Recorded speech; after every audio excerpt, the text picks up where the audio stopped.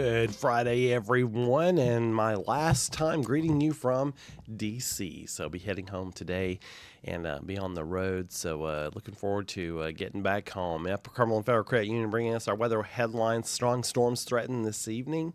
Snow showers and falling temperatures for Sunday. First freeze of the season coming Sunday night. Highs only in the 30s for Monday. Today's level of concern, level 2. It's a meteorologist marked weather alert day for the severe storm potential for this evening. That threat is low, but not zero.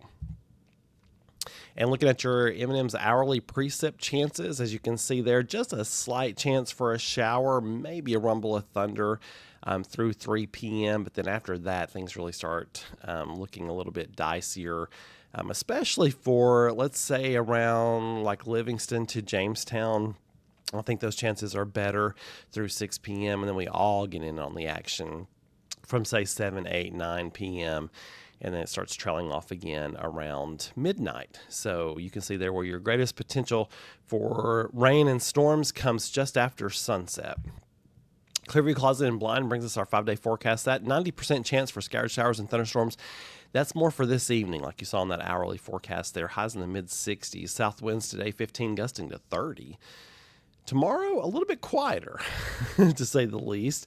Just a slight chance for a shower, highs in the mid-60s. So not much of a temperature change behind this frontal system today. But that will change because then we have another cold front coming Sunday, and especially in the morning hours where we'll have northwest winds at 15, gusting to 25, and then that will change any rain showers we have to snow showers, 70% chance for those. It now looks like we could get a dusting on the colder surfaces. So my goodness, what a change. Highs in the upper 40s, but falling through the day down into the lower 20s by Sunday night. Monday, we barely get above freezing, mostly sunny and cold. And then overnight lows in the teens. My goodness, I don't know that I've ever seen us jump so hard straight into winter. Tuesday, highs in the low 40s. Overnight lows falling into the upper 20s.